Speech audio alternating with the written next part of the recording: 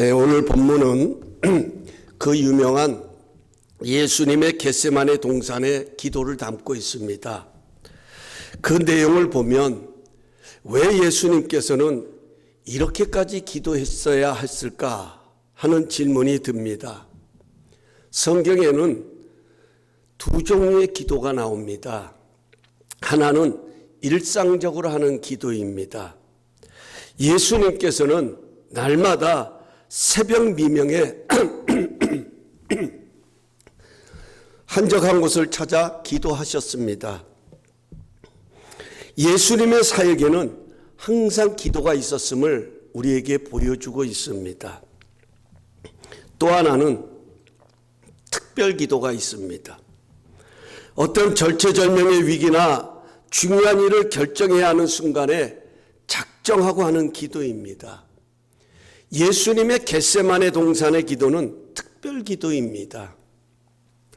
예수님은 십자가를 지시기 전날 밤 제자들과 마지막 유월절 만찬을 나누시고 감람산으로 올라가 기도하십니다.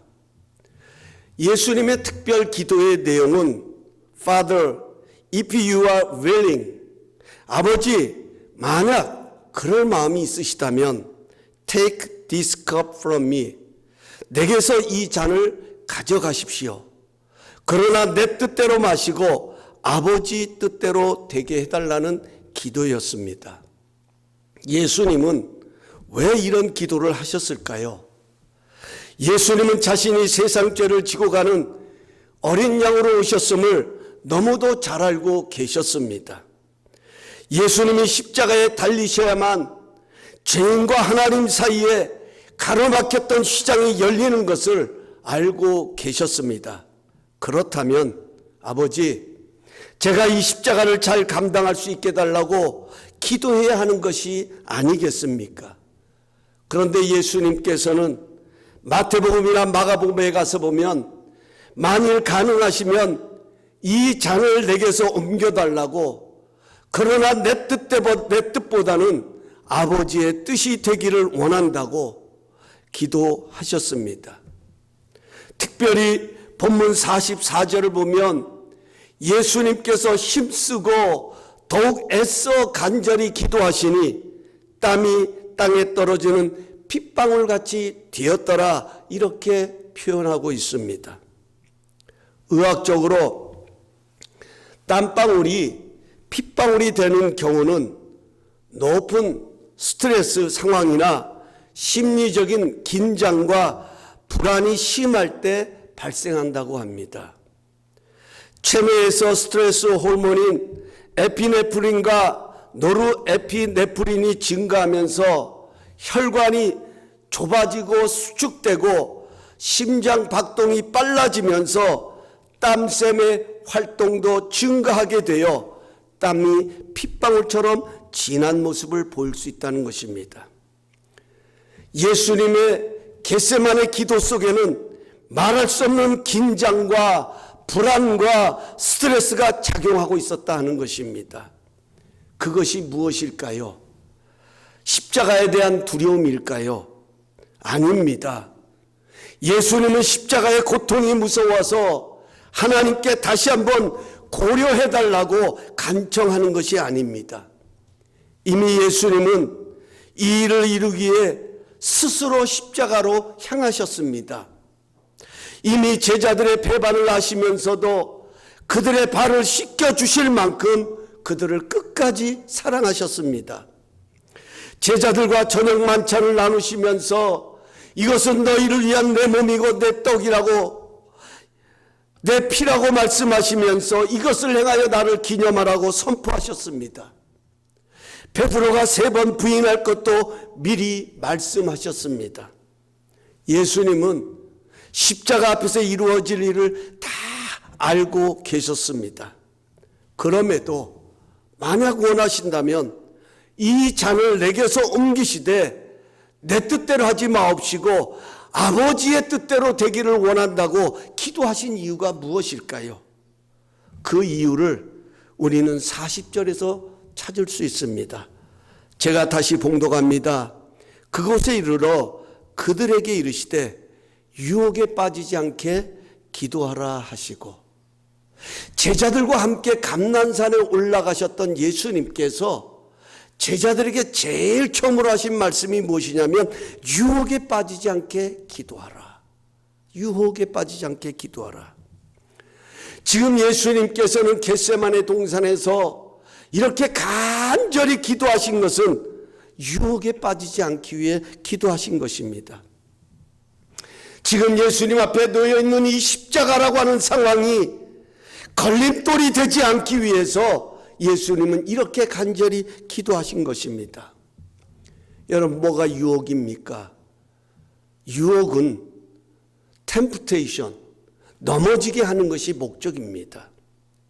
그래서 예수님께서는 제자들에게 이제 얼마 안 있으면 십자가를 지실 것을 말하자 베드로는 아닙니다. 절대로 그런 일이 일어나서는 안 된다고 단호하게 예수님께 말씀드리자 예수님께서는 사탄아, 내 뒤로 물러가라. 너는 나를 넘어지게 하는 자로다고 책망하셨습니다.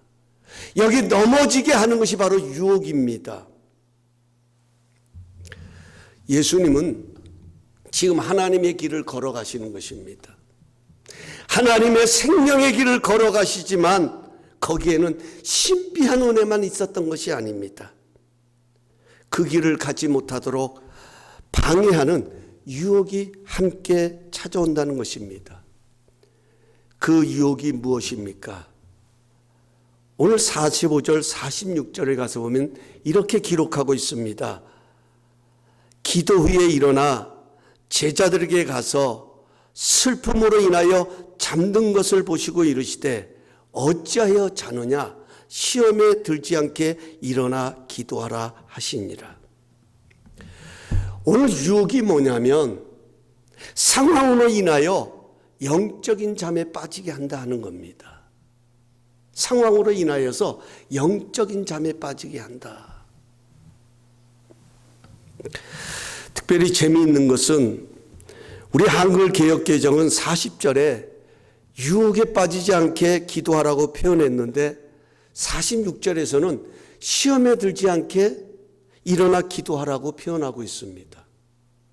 하지만 영어 NIV 성경은 이 두 구절 다 temptation, 유혹이라는 단어를 사용합니다. 저는 개인적으로 우리 한글 개역 개정이 더 잘 표현되었다고 생각합니다.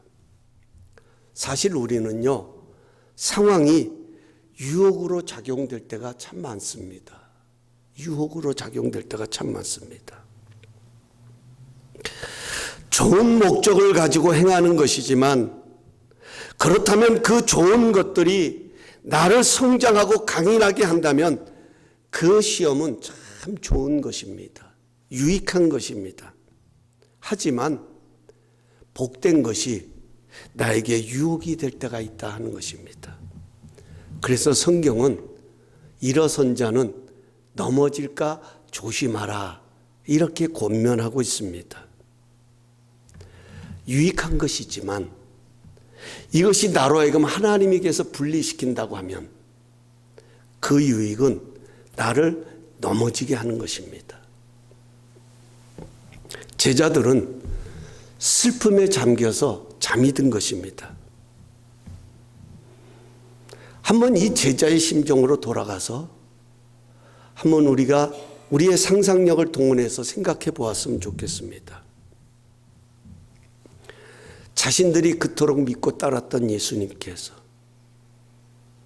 자신들의 모든 일상생활을 내려놓고 오로지 그분 한 분만을 바라보고 따랐던 그 예수님께서 가장 최악의 형틀인 십자가에 달리신다고 하는 것, 여러분, 이것처럼 큰 실패가 어디 있겠습니까? 이것처럼 큰 슬픔이 어디 있겠습니까? 여기 십자가의 형틀이라고 하는 것은 당시에 로마에서 가장 큰 형벌이었습니다. 흉악한 범죄자들이 십자가에 달려 처형하는 것들을 제자들은 지나다니면서 참 많이 보았다 하는 것입니다. 그런데 자신이 따르던 스승이 그렇게 되신다고 하니까 얼마나 큰 충격이고 얼마나 큰 슬픔이겠습니까? 한번 이렇게 바꿔서 생각해 보았으면 좋겠습니다. 만약에 내가 가장 사랑하는 사람이 어느 날 생각지 못한 불치병에 걸려 얼마 안 있으면 세상을 떠난다고 가정을 해 보십시다. 그 심정이 어떻겠습니까? 두말할 것도 없이 슬픔에 빠지게 됩니다. 당연히 염려가 되는 것입니다. 아무런 잘못도 없는 사랑하는 사람이 억울하게 처형당한다면 그것처럼 무기력한 것이 어디 있으며 그것처럼 억울한 것이 어디에 있겠습니까? 예수님께서 그럼에도 이 길을 가신 것은 하나님의 사랑을 드러내시기 위한 것입니다. 분명히 복된 길이지만 슬픔이 나를 지배하면 영적인 잠에 빠지는 것입니다. 불안감 때문에, 절망감 때문에 나도 모르게 깊은 잠에 빠질 수 있는 것입니다. 예수님에게도 이런 유혹이 찾아온 것입니다. 인류의 모든 세상 죄를 짊어지시고 십자가에 달려 죽으셔야 한다는 것이 당연한 사명이지만 그 무게가 두려움으로 불안감으로 자리할 수도 있는 것입니다. 그래서 영적인 잠이 들 수 있는 것입니다. 하지만 예수님은 기도로 이 유혹과 싸우셨습니다. 예수님은 이 유혹 속에 자신의 뜻보다 하나님의 뜻이 이루어지기를 갈망하셨습니다. 그러자 천사가 하늘로부터 예수님께 나타나 힘을 더하였더라. 힘을 복돋아 주었더라고 성경은 기록하고 있습니다.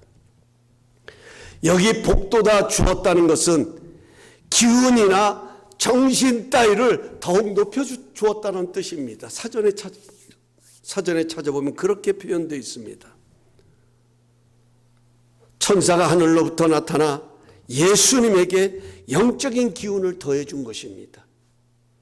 그 유혹에 넘어지는 것이 아니라 그 유혹을 일어설 수 있도록, 그 유혹을 넘어서서 그 복된 길을 갈 수 있도록 천사들이 영적으로 기운을 더해 주었다 하는 것입니다.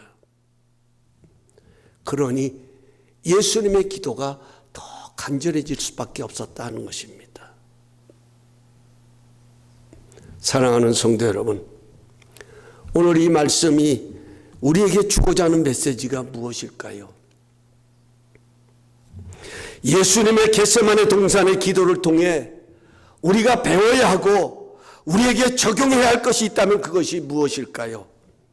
우리도 예수님처럼 땀방울이 변하여 핏방울이 되도록 기도하자는 것이 아닙니다. 예수님께서 제자들에게 하셨던 말씀을 주목하자는 것입니다. 예수님께서는 슬픔으로 인하여 잠들어 있는 제자들에게 그 슬픔에 넘어지지 않도록 일어나 기도하라는 것입니다. 왜냐하면 이 슬픔 너머에 부활의 생명이 있기 때문에 그렇다는 것입니다. 오늘도 마귀는 그 부활의 생명을 맛보지 못하도록 하기 위하여 상황이라고 하는 이것을 통하여 슬픔에 잠기게 하는 거예요. 낙심에 잠기게 하는 거예요. 절망에 잠기게 한다 하는 것입니다. 우리는 반드시 상황이라는 현실을 맞이하며 살아갑니다. 그것이 좋은 상황일 수도 있고 안 좋은 상황일 수도 있습니다. 좋은 상황이라고 해서 다 좋은 것은 아닙니다. 성공은 아닙니다. 오히려 그 상황이 나로 넘어지게 하고 넘어지지 않게 하도록 기도로 깨어 있어야 합니다. 늘 기도로 깨어 있어야 합니다. 그 상황이 내 영광이 드러나는 것이 아니라 하나님의 영광이 드러나도록 하나님의 도우심을 구할 때 천사들이 나타나 그렇게 살아가도록 더욱 힘을 북돋아 줄 것이라는 메시지가 오늘 이 말씀 속에 담겨져 있는 것입니다. 반대로 안 좋은 상황이라면 그 상황에 잠들지 않도록, 그 상황의 영적인 침체를 경험하지 않도록 기도로 내 영혼을 깨워야 한다 하는 것입니다. 이 고난 속에, 이 어려움 속에, 이 안 좋은 상황 속에 내 뜻이 아닌, 내 관점이 아닌, 내가 바라는 것이 아닌 주님의 뜻이 일어나도록 더욱 내 영혼을 깨워야 합니다. 그럴 때 천사가 하늘로부터 나타나 힘을 주시고 용기를 주시고 우리의 정신을 깨워주시는 하나님의 것으로 채워주시는 은혜가 넘치게 되는 것입니다. 이것이 바로 부활 생명에 접속되는 비결이다 하는 것입니다. 꼭 기억하십시다. 우리가 기도해야 하는 이유는 우리의 삶은 언제나 시험에 노출되어 있기 때문에 그렇습니다. 우리는 하나님이 내시는 길을 걸어가는 믿음의 사람입니다. 하나님의 부름을 받아 나선 이 몸입니다.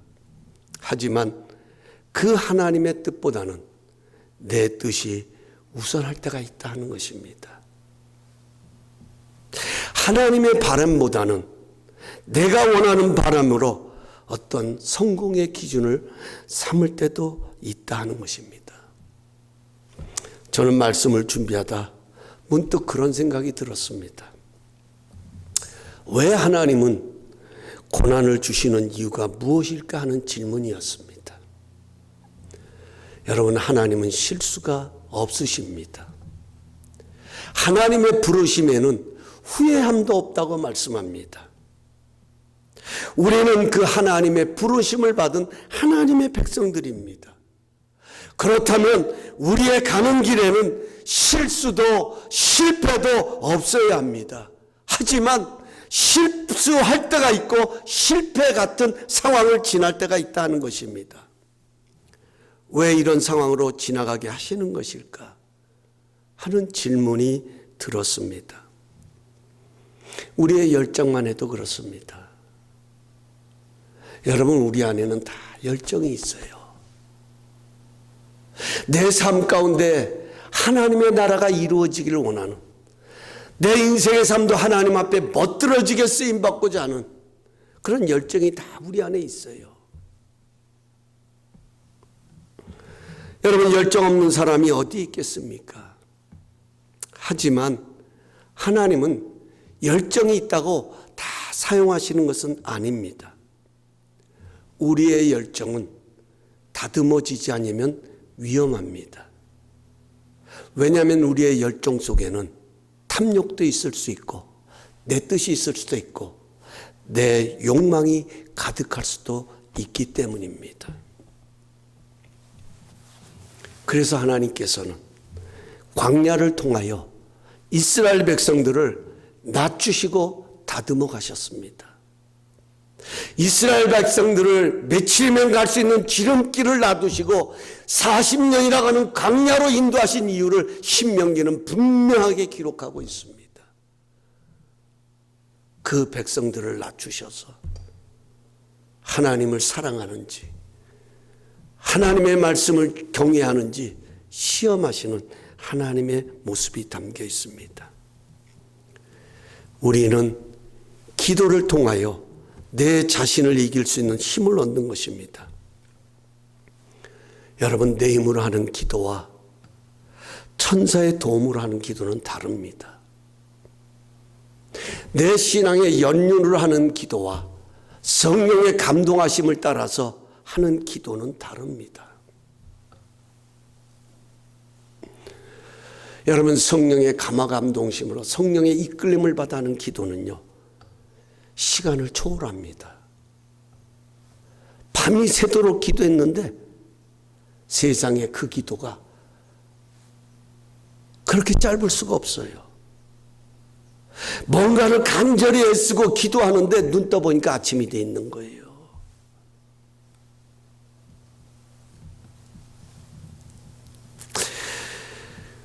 이것은 그렇게 할 수 있을 만큼 용기와 힘을 북돋아 주시는 영적인 힘을 공급받았기 때문에 가능한 것입니다. 우리는 기도하는 만큼 내 자신을 넘어설 수 있습니다. 하지만 기도가 멈추는 순간 우리는 우리 자신을 이길 힘이 없습니다. 기도가 멈추는 순간 우리는 영적인 잠에 빠져들게 된다는 것입니다. 기도는 하나님과의 대화라고 말합니다. 기도를 통해 하나님께 나가면 하나님은 말씀과 성령을 통하여 힘을 더해 주신다 하는 것입니다. 그래서 저는 오늘 이렇게 결론을 내리고 싶습니다. 하나님 앞에서만큼은 바보가 되십시다 라는 결론입니다. 제가 오늘 주보 칼럼에 쓴 글이 있습니다. 바보는 썩 좋은 표현이 아닙니다. 바보를 국어사전에서 찾아보면 지능이 부족하여 정상적으로 판단하지 못하는 사람을 낮잡아 이르는 말이다. 이렇게 표현하고 있습니다. 반대로 말하면 똑똑한 사람은요, 정상적으로 판단합니다. 그래서 정상에 미치지 못하면 자기 자신을 용납하지 못하는 거예요. 내 마음에 차지 않으면 항상 부족한 것입니다. 더 가지려고 합니다. 지금 이 세상은요, 첨단을 달리는 똑똑한 사람들에 의해 망가지고 있습니다. 분명한 것은 이 첨단이라고 하는 것은 우리의 시대에 얼마나 편리하게 만듭니까? 편안함을 가져다 줍니다. 하지만 이것이 점점 세상을 망가뜨리고 있다는 거예요. 저 하늘에 나는 비행기 얼마나 훌륭합니까? 얼마나 위대합니까? 그런데 그 비행기도요, 결국은 공기라고 하는 하나님이 허락하시는 이 자연의 공기를 통하여서 저 하늘을 나는 거예요. 제가 하나님 앞에서 바보가 되자고 하는 것은 지능이 부족한 사람은 항상 보살핌이 필요한 것입니다. 누군가의 도움이 있어야 합니다. 그래서 지능이 부족한 사람들 주변에는 항상 돕는 사랑의 손길이 있습니다.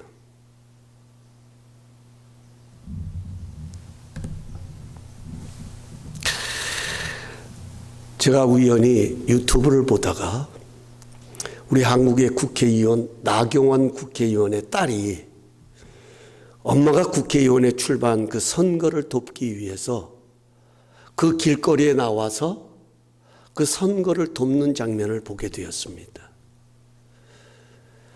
그 나경원 의원의 딸은 하나인데, 자녀는 그 딸 하나인데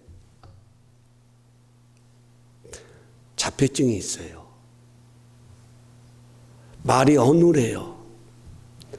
그런데 그 딸이 그 많은 사람들이 지나다니는 그 길거리에 서서 나경원, 국회의원 나경원, 이거를 그 어눌한 말로 외치는 거예요. 그것도 웃으면서. 그런데 거기에 대한 많은 시민들의 반응이 뭐냐? 그냥 지나가지를 않습니다.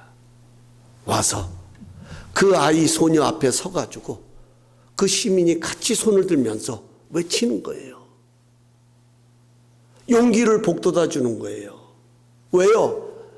그런 신체적인 열악함 속에서도 무엇인가 뜻을 두고 목적을 가지고 엄마를 돕겠다고 애쓰는 그 모습이 너무나도 사랑스러운 거예요. 그래서 그런 모습들을 보게 됩니다. 그렇습니다. 하나님 앞에서 똑똑한 것이 문제지 바보가 되면 하나님은 더 사랑하십니다. 더 돌보십니다. 왜냐하면 하나님은 의인을 부르시려고 독생자를 보내신 것이 아니라 죄인을 부르시려고 보내신 것입니다.